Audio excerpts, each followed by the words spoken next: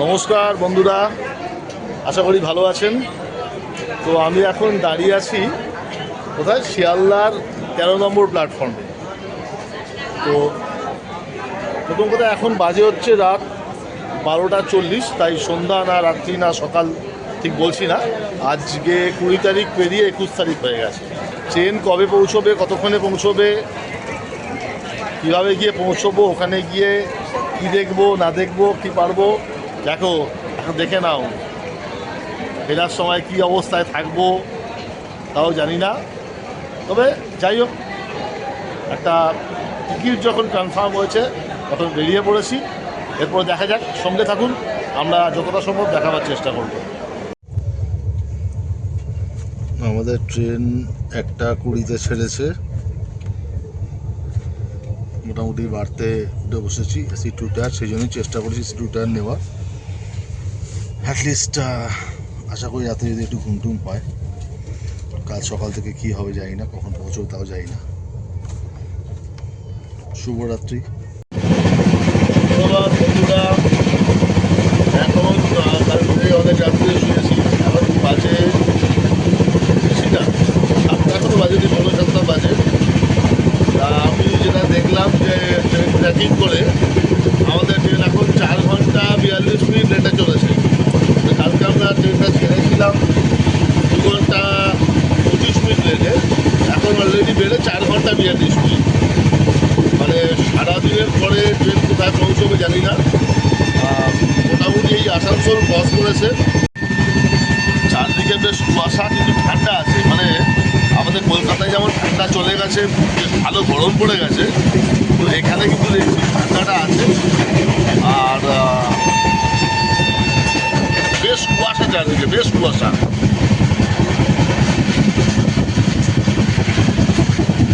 আমাদের ট্রেনে প্যান্ট্রি কারটা আছে। ঘুমোচ্ছ? প্যান্ট্রি কার আছে বলে মাছুয়া, ভালো হোক খারাপ হোক কিছু একটা দিচ্ছে। এই আজকে আমরা নিয়েছি আমি ব্রেড আর অমলেট, ব্রেড আর কাটলেট, এই চেয়ারা। ভালো হোক খারাপ হোক, এখন খাওয়া লাঞ্চ খাওয়া খেতে হবে। ট্রেন কখন পৌঁছবো ঠিক নেই, তো চলুন। এই যে জায়গাটা দিয়ে যাচ্ছি না আমরা, একেবারে ধানবাদের পর থেকে, এই যে ছোটো ছোটো টিলাগুলো আছে, এগুলো হচ্ছে ছোটো নাগপুরের মালভূমি। মানে ছোটো ছোটো পাহাড়, জঙ্গল,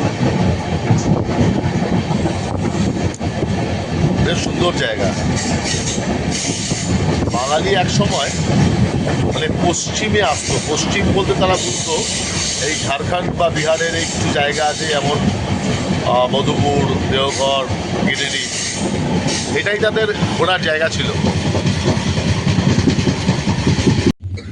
সেই সেই সমস্যা, মানে গোয়া যাওয়ার সময় মনে আছে, আমরা উড়িষ্যা, কর্ণাটক, অন্ধ্রপ্রদেশ রাষ্ট্রবাদী সমস্যা খাওয়া হয়েছিল, যেটা জাতীয়তাবাদী সমস্যা। তা আবার আজকে তাই এই প্যান্ট্রিকার থেকে সমস্যা দিচ্ছে। খিদে খুব একটা নেই, তবুও নিয়ে নিলাম, কারণ ট্রেনে উঠলে আজকাল দেখছি সমস্যা খাওয়া এটা স্বভাব হয়ে গেছে আর কি। দেখা যাক কিরম বানিয়েছে। আমরা এখন সোন নদী ক্রস করছি। এই উত্তর ভারতে আসতে গেলে এটা একটা ইম্পর্টেন্ট নদী। বছরে সারা বছরই জল টল কম থাকে, চড়া পড়া।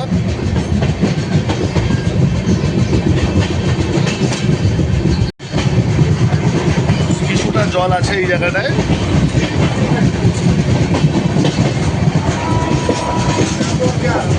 আমরা এখন এসে পৌঁছেছি পণ্ডিত দীনদয়াল উপাধ্যায়, মানে এখন বর্তমানে এই নাম হয়েছে, আগে নাম ছিল মোগলসরাই। উত্তর রেলের এটা সবচেয়ে বড় জংশন স্টেশন। ওই 6 ঘন্টার উপর লেট, মানে ট্রেন এরপরেই প্রয়াগরাজে গিয়ে দাঁড়াবে, কিন্তু সেটা কখন কেউ জানে না, দেখা যাক। অবশেষে আমরা পৌঁছে গেছি প্রয়াগরাজ স্টেশনে। 9 ঘন্টার ওপর লেট, কিন্তু কিছু করার নেই, কুম্ভ এবারে আমরা কোথায় যাব, কিভাবে যাব জানি না, আমরা দেখছি, সঙ্গে থাকুন। আমরা এখন স্টেশন থেকে বেরিয়ে দুটো বাইক নিয়েছি, কারণ এখানে কোনো রকম অটো ট্যাক্সির ব্যবস্থা নেই, যা ভিড়। তো বাইকে করে নিয়ে আমরা আমাদের যেখানে গেস্ট হাউস বুকিং আছে সেখানে যাচ্ছি। হ্যালো,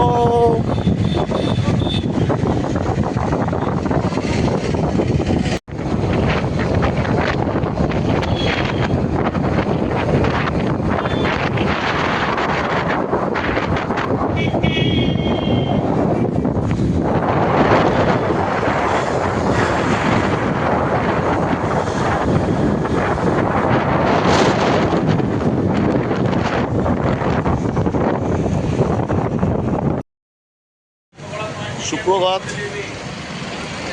আজ 23শে ফেব্রুয়ারি। কাল রাতে তো এসে পৌঁছেছি প্রয়াগরাজে।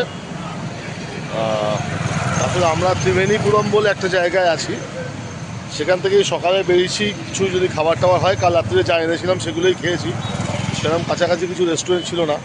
আজকে ঘুরতে ঘুরতে এখানে এসেছি, দেখছি কি একটা বাবা সুইটস, তো সিঙ্গাড়া টিঙ্গাড়া ভাজা হচ্ছে। দেখি সকালে খাবার মতো কিছু পাওয়া যায় কিনা। এখানে পুরি সবজি পেয়েছিলাম, পুরি সবজি পাওয়া যায় না। এখানে কি সব এই আলু বড়া, ব্রেড পকোড়া আর সঙ্গে জিলিপি, এটা এখানকার স্পেশালিস্ট। এখন কোথায় পুরি সবজি পাবো, এলাহাবাদের স্পেশালিস্ট বললো এখান থেকে আমার 1.5 কিলোমিটার যেতে হবে। 1.5 কিলোমিটার গিয়ে কি আর পুরি সবজি খাবে? অন্য কোনো ব্রেকফাস্ট এখানে জানি না কি হবে।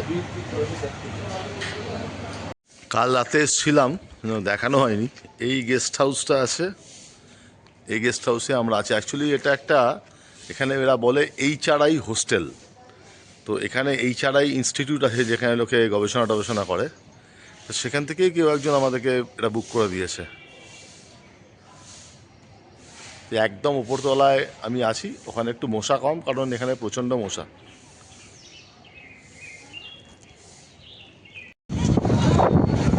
আসলে এখান থেকে যাওয়ার একটাই উপায়, সেটা হচ্ছে বাইক। তা আমি একটা বাইক নিয়েছি, এটা সম্ভবত যাবে বলছে, সম্ভবত যাবে না, মেলায় কোনো একটা জায়গায় যাবে, সঙ্গমের 1-2 কিলোমিটার আগে। তো সেখান থেকে আমাদের সঙ্গম পর্যন্ত যেতে হবে আর কি। দেখা যাক কোথায় কি দাঁড় করায়, মানে আজকে রোববার পর্যন্ত ভিড় হবে, দেখে নিই আবার কি হবে। এই রাস্তাটা বলছে এটা সঙ্গম ওই স্নানঘাট পর্যন্ত গেছে, মানে মানুষের ঢল। মোটামুটি গত 1.5 মাস ধরে এই চলছে, কখনো বেশি কখনো একটু কম, কিন্তু 24 ঘন্টায় কখনোই থামে না। এখানে আসলে বিভিন্ন রকম পূজার সামগ্রী, এই যে বোতল টোতলগুলো বিক্রি করছে, যেখানে করে জল আনা যায়। হ্যাঁ, আর ছোট বড় সব রকম ডাব্বা আছে, পুজো টুজো দেওয়ার জায়গা। মানে ভাবলে এ লাগে যে বিশ্বাস, মানে বিশ্বাস মানুষকে কোথায় নিয়ে চলে, বিশেষ করে আমাদের মতো দেশে, যেখানে বিশ্বাসটাই সব অবলম্বন। মানুষের হয়তো অনেক কিছু আছে, অনেক কিছু হয়তো নেই, আর্থিকভাবে অনেকেই হয়তো পিছিয়ে আছে, কিন্তু মনের বিশ্বাসটাই তাই।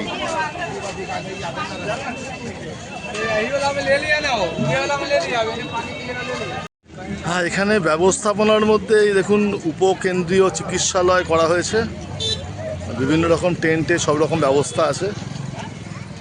যতটুকু সম্ভব আমি যা দেখলাম এতদিনে, ব্যবস্থাপনা সরকারের তরফ থেকে চেষ্টা, কোনো ত্রুটি নেই, যতটা সম্ভব ভালো করার চেষ্টা করেছে।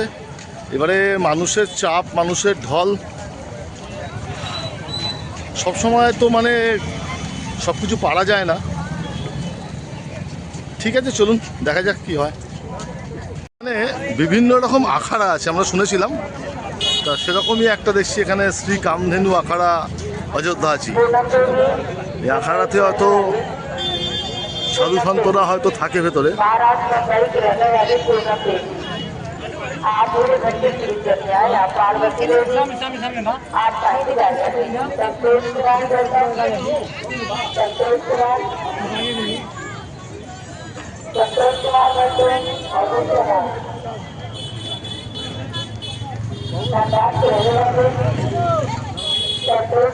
আরে বিভিন্ন রকম হার, এরকম রুদ্রাক্ষের মালা সবই পাওয়া যাচ্ছে।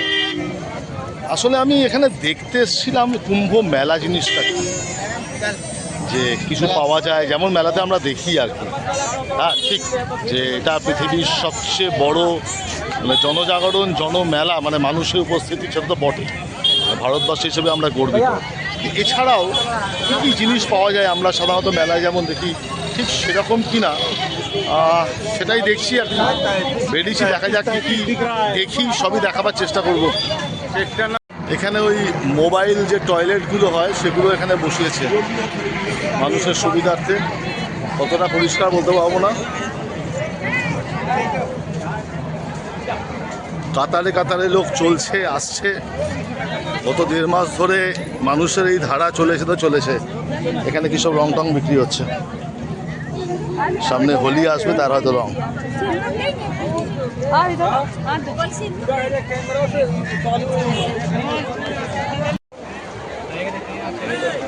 এই সেই প্রয়াগ, মানে জানি না কতটা দেখানো যাবে। এই জায়গাটাতে অর্থাৎ এই যে মাঝখানে একটা লম্বা মতো একটু জমি আছে, তার ওপারটা হচ্ছে যমুনা, ওটা কালো রং, আর এদিকটা হচ্ছে গঙ্গা।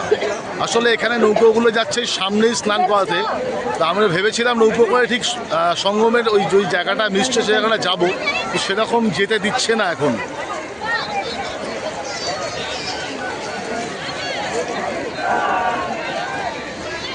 গত 1.5 মাস ধরে সারা ভারতবর্ষই বোধহয় এখানে এসে হাজির হয়েছে। তাই কবিগুরুর কথা বলতে ইচ্ছে করে, কেহ নাহি জানে কার আহ্বানে কত মানুষের ধারা, দুর্বার স্রোতে এলো কোথা হতে সমুদ্রে হলো হারা, হেথায় আর্য হেথা অনার্য, হেথায় দ্রাবিড় চীন, শখ হুন্দল পাঠান মোগল, এক দেহে হলো লীন। মানুষের বিশ্বাস আর বিশ্বাস, আস্থা আর বিশ্বাস এখানে মিশে গেছে। সত্যি কথা বলতে আমি আগেও হয়তো বলেছি অনেক জায়গায় যে আমি ধার্মিক নই, আমি আধ্যাত্মিক নই, তবু এখানে এসেছি আসলে এই এক আকাশের নিচে আসমুদ্র হিমাচল ভারতবর্ষকে দেখার লোভটা সামলাতে পারিনি। এত বৈচিত্র্যের মধ্যে যে অখণ্ড ভারতের ঐক্য, তা বোধহয় এখানেই আছে। সেটা দেখার জন্যে, প্রত্যক্ষ করার জন্যে সাধারণ মানুষ, এই গণদেবতা যাদের পদধূলি পড়েছে এখানে, এ জমি এমনি পুণ্যভূমি হয়ে গেছে, তাই তো এখানে আসা।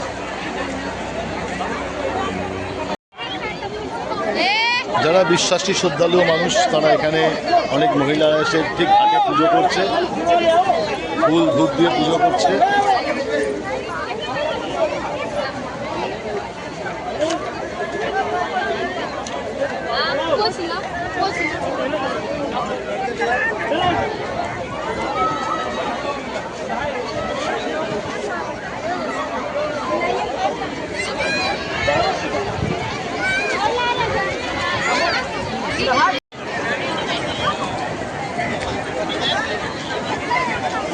দেখুন অধার্মিক লোক গঙ্গায় নেমেছে, মানে এই সঙ্গমে আর কি।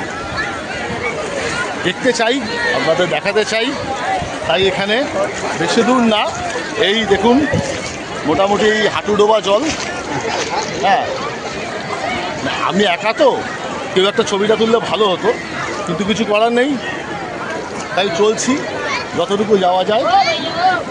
এই নৌকোগুলো আছে এখানে, ঘাট থেকে এইটুকু নিয়ে যাচ্ছে।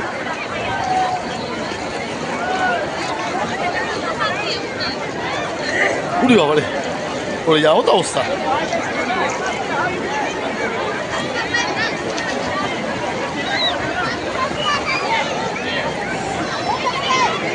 ভাবি শুধু এইটার জন্যে এইখানে স্নান করবে বলে এত কোটি কোটি মানুষ, হ্যাঁ, মানুষের ধর্ম, মানুষের বিশ্বাসকে, ওই দেখুন আবার পড়ে যাচ্ছি, চিন্তা করা যায় না।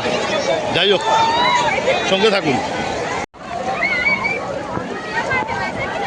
জলের মধ্যে কিছুটা নেমেছি, মানে আমার এখানে ডুব দিয়ে স্নান টান করতে হবে, পুণ্য অর্জন করতে হবে, সেরকম কোনো ইচ্ছা নেই।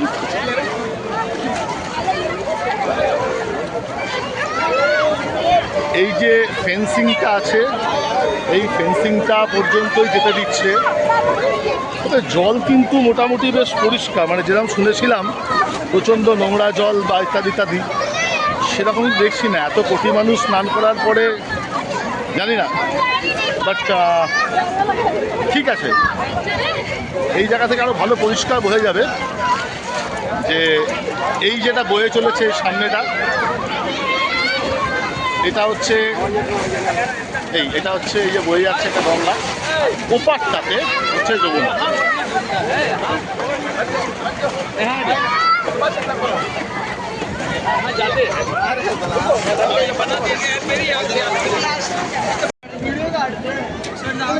বয়ে চলেছে গঙ্গা, আর ঠিক ওই যে একটু জমি মতো তো ওপারটাই যমুনা, এই জায়গাটাতেই জল মিশে সম্ভব।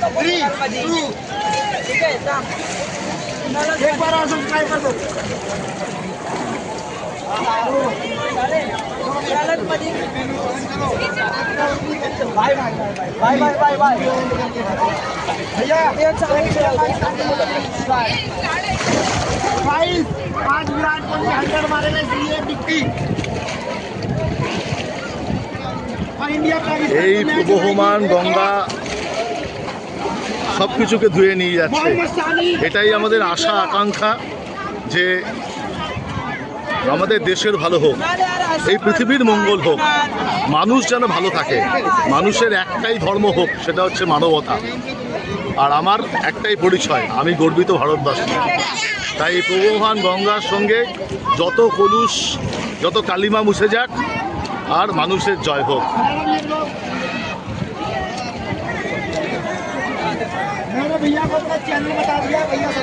এসো হে আর্য, এসো অনার্য, হিন্দু মুসলমান, এসো এসো আজ তুমি ইংরাজ, এসো এসো খ্রিস্টান, এসো ব্রাহ্মণ, সূচি করি মন, ধরো হাত সবাকার, এসো হে পতি, হোক অপনীত, সব অপমান ভাগ, মার অভিষেকে এসো এসো তরা, মঙ্গল ঘট হয় নিচে ভরা, সবার পরশে পবিত্র করা তীর্থ নীড়ে, আজি ভারতের মহামানবের সাগর তীরে, আজি ভারতের মহামানবের সাগর তীরে।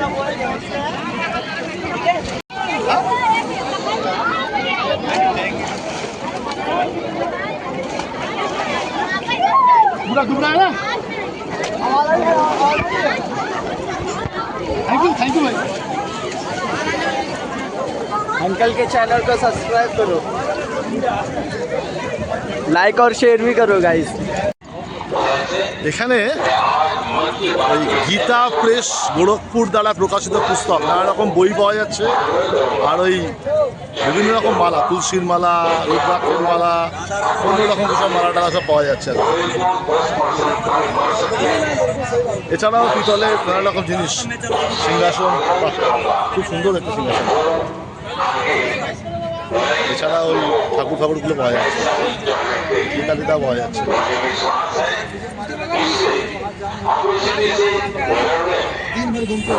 আবার এই রং করা শিবগুলো পাওয়া যাচ্ছে।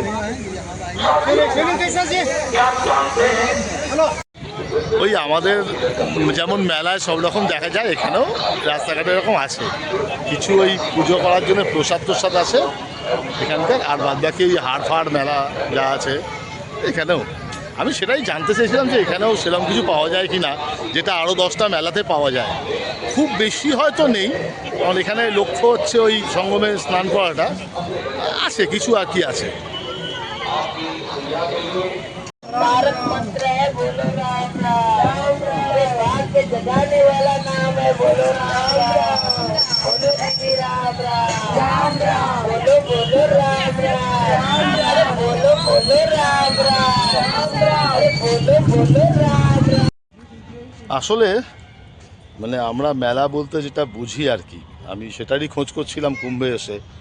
মনে হয়েছিল যে স্নান করা চলে যাওয়া, তা হয়তো নয়। একটা সাইডে মানে এখানটায় নৈনী ব্রিজ নাকি একটা আছে বললো, এই জায়গাটায় এসছি। এখানে একটু জিনিসপত্র পাওয়া যাচ্ছে, দোকানপাট, তবে যদিও সকালে সব দোকানই বন্ধ আর কি। একটু দেখাই, এই এখানে ইলেকট্রিক নাগরদোলা, ঝুলা, যেগুলো আমরা এইরকম কিন্তু সবই বন্ধ এখন, মানে বোধহয় সন্ধ্যেবেলায় খোলে কিনা জানি না। সন্ধ্যেবেলা তো চলে এগুলো, এই নাগরদোলা টাগরদোলাগুলো। মানে মেলার যে আসল ভাইবটা আমরা যেটা বুঝি, দোকানপাট থাকবে, নানা রকম জিনিস বিক্রি হবে এবং অনেকগুলো নাগরদোলা আছে এখানে।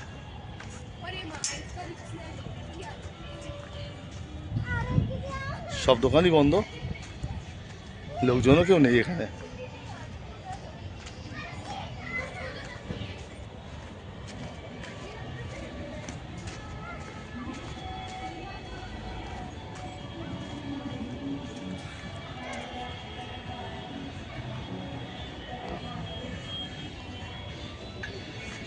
আচ্ছা,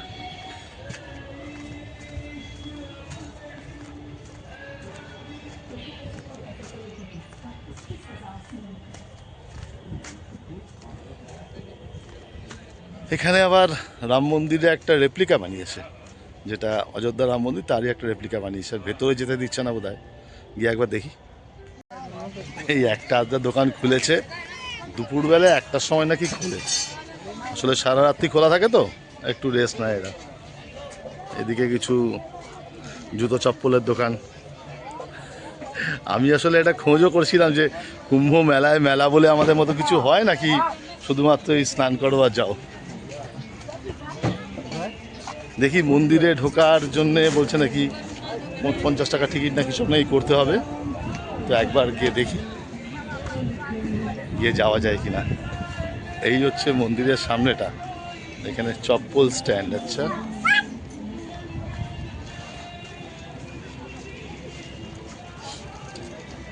আচ্ছা, টিকিট 50 টাকা, গেট পাস। আমার এখন ওই চপ্পল রাখতে দিতে হবে, তার জন্য আবার পয়সা। এই ধর্মীয় স্থানে একটা খুব বড় ব্যাপার, শুধু পয়সা দাও, সব জায়গায় শুধু দিয়ে যাও। ধর্মকর্ম করতে গেলে টাকা দিয়ে করতে হবে, এটাই হচ্ছে মূল ব্যাপার।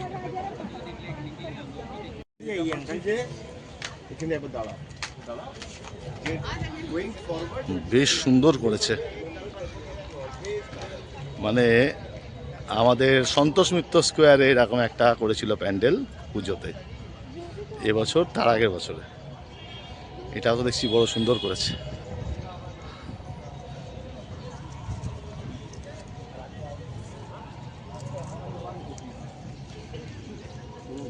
हो गया?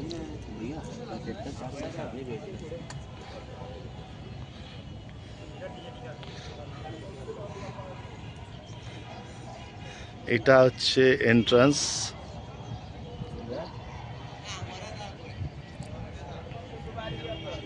কি মেটেরিয়ালের ওপর করেছে কে জানে, থার্মোকল তো মনে হচ্ছে না, কোনো ফাইবার হবে, বাট গায়ে কাজকর্ম ভীষণ সুন্দর করেছে।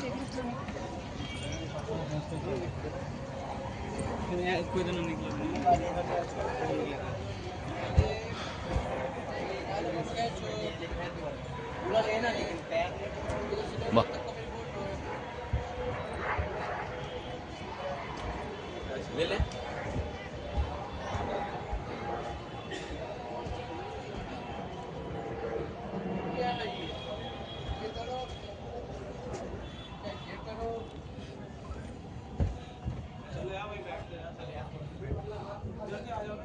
আচ্ছা, এখানে রামের মূর্তিও করেছে। বাহ, ওপরটা তো ভীষণ সুন্দর করেছে।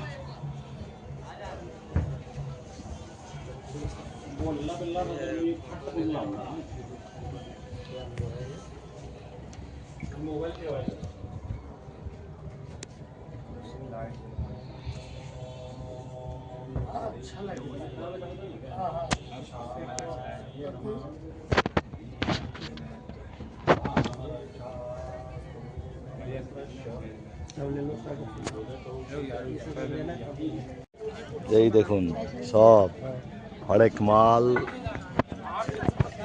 10 টাকা। আমাদের সেই বিভিন্ন রকম বাচ্চাদের খেলনা, যেমন আমিও রুমাল নিয়েছি, একটা ব্যান্ড নিয়েছি, আর দেখছি কি কি নেওয়া যায়। যেখানে যখনই কোনো মেলায় যাওয়া হয় না কেন, কিছু না কিছু তো কেনা হয়, লাগুক না লাগুক। এত দূরে এসছি এলাহাবাদে, কুম্ভ মেলা বলে কথা। আর মেলার এই দোকানগুলোই খুঁজছিলাম, এখন দোকানগুলো খুলছি আস্তে আস্তে।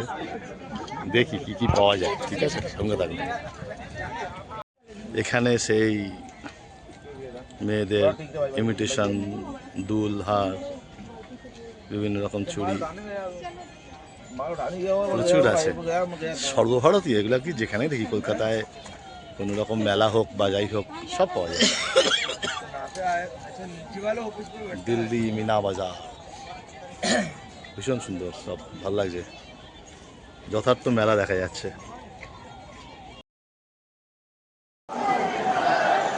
নমস্কার, সুপ্রভাত। দেখতে পাচ্ছ আমরা আজ ফিরে যাবার কথা। আজকে 26 তারিখ শিবরাত্রি, কুম্ভমেলার শেষ দিন। অ্যাকচুয়ালি আমরা এখানে আজকে প্রয়াগরাজে ঝুসি বলে একটা স্টেশন আছে, সেখানে এসেছি। সেখান থেকে বেনারস যাওয়ার কথা। তো কাল রাত্রে টিকিট বুকিং করেছি 7:45-এর ট্রেন। স্টেশনে এসে শুনছি যে ট্রেন ওখান থেকে আসবে, তারপর যাবে। মানে এখনই 3 ঘন্টা 4 ঘন্টা লেট, কখন আসবে জানি না। এখনই সকাল 8টা বেজে গেছে, 10টা 11টা কী হবে কেউ জানে না। তারপরে ওখান থেকে আমাদের রাত্রিবেলা ট্রেন আছে, দুন এক্সপ্রেস। সে ট্রেনেও তো আমাদের টিকিট কনফার্ম হয়নি, কখন আসবে কিছুই জানি না। মানে আজকে শেষ দিন, আপনি দেখতে পাবেন যে ওভারব্রিজ দিয়ে লোক নামছে শুধু, কী পরিমাণ লোক, হাজারে হাজারে লাখে লাখে লোক, শুধু আজকে বলে নয়। আজকে শেষ দিন, গত 1.5 মাস ধরে এরকম প্রত্যেকটা স্টেশনে, ওরে বাপ রে বাপ, अनावश्यक रूप से प्लेटफार्म पे न रहें।